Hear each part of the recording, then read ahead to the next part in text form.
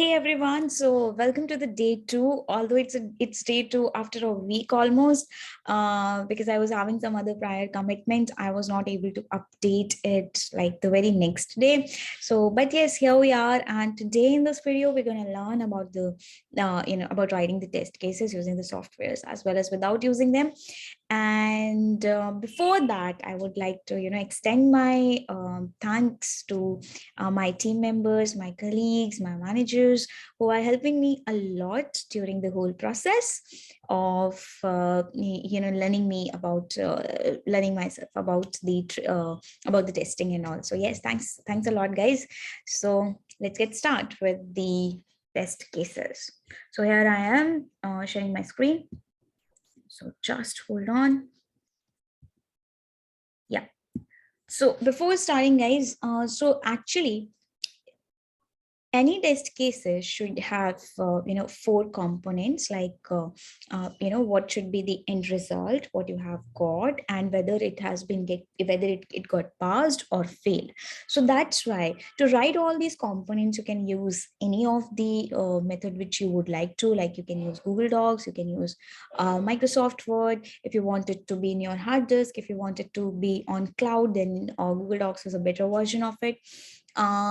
So, and you can have them in your handwriting in your diary as well, but because test cases are meant for others, like, right, so you're gonna share your feedback about what everything was there and how is it working and what is working and what is not working. So everything should be will get shared with your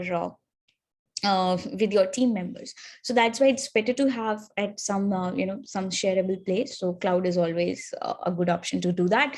So yeah, so this is Google Doc, and to have all those things document over here, you need to make a table, and where you need to present like at what you have done, like the action points where you are, then what the data you have submitted, and what what you would be expecting by this result. And then, so this is the part where you are just using your mind. So for example, if I'm on a sign up page and I enter a right email address and password, it should let me in. And if I am not entering the correct credentials, then it should not let me in, right? So basically these are the expected results. Now what I am getting after running those expected results in the in practical version of your app or of your screen, then what I'm getting gonna be into this field. Now accordingly, what you can do is you can write a fail or pass. It can be a binary number like 0 1, or it depends on you, how you depends on you and your team members, how you would like to like have communicated mutually. So this is what you can use in a doc format, so have to have all these documented and to share it with your team members. But this is like right nowadays we have lots of softwares available which make these tasks easier, because when the team grows, when you have multiple people working on different things at the same time, so obviously that one-to-one interaction, it is not quite possible. So to have them, so to mark them, to tag them, and to let them know what's happening, what's going wrong, and where we are lagging behind, people started using the softwares for the same thing, like for the documentation of all these test cases and what they are getting into the results. So one of them is case. It might be QAs. So yeah, I'm not sure with the pronunciation, but yes, I am liking this particular software. So how you can do it, so let me show you. So for example, this is this is the dashboard of case. Now when you go into, let's say, so they do have different projects, different repos which you are checking accordingly on which screen you are. So for example, I want to check whether my sign up process is working, or you may say the sign in, right? I'm authorizing myself. So when I go into here, let's say I'm going to the authorization and I want to edit what is there. So here are the test cases. Okay, so what I am getting on login page first, let's see that. So here is the case login page for which we're going to write the test cases.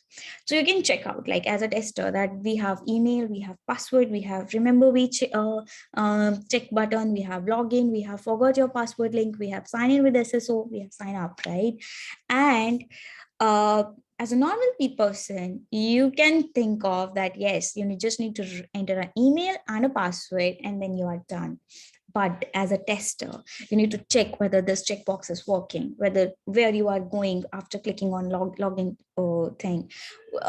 When you what happens if you don't enter the password as per the validations which which nowadays are there. Like for example, if the password is not 8 characters long and it is not a combination of alphanumerics and special characters, what happens then? What's your screen is throwing the error for a user? Is it like these are the expected results, right? And these all needs to be documented here. So for example, you want to check whether the password is perfect combination of the special characters, the alphanumerics, and the capital case as well as the lower case, right? So this is a check which you would be testing.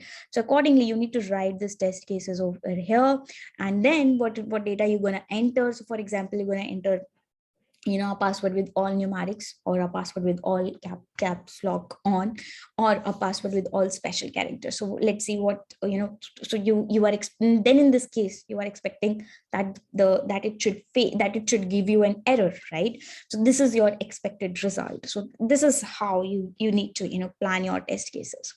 Then second test case may be like whether this remember me button is giving check, it's getting checked or not. What's happening when I am clicking on sign up. So as a test case, I would be writing, when I click on sign up button, it should link me, it should redirect me to the sign up page, right? So these all are test cases. You need not to perform the test right now. You like right now you're just testing the case, like what you should like what the application should do, by following, when the user will follow the following components, right? This is all which should be in your mind. Don't do the testing while writing the test cases. Just write them all, just document them all over here. And after documentation, you can start running the test, right? Then you would be like then you would be in pro mode, that yes, now I want to check whether my all test cases are getting failed or getting passed. So that means at that time you are not switching yourself from documentation and testing.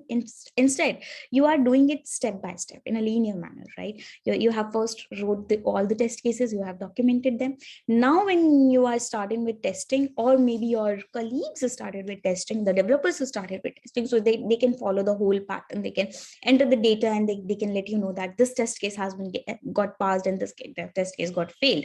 This helps the developers also to understand the application from the different out of the box perspective, because sometimes they are also not able to get that perspective which a user can, right? So that is why the non-technical people are also important to have to be in the testing team, because they give you like what a user can think, right? So so this is what this is what about writing the test cases, how you can do that, and how you can proceed by using let's say any free software, or if you want to just document them somewhere, so you can use the normal documentation softwares as well, or the clouds. So yeah, that is it about testing, the writing the test cases. And in the next video, we will see some more cool tips which I have learned during this whole process. So yeah, thank you so much. Bye bye. And please wait for my next video. Thank you.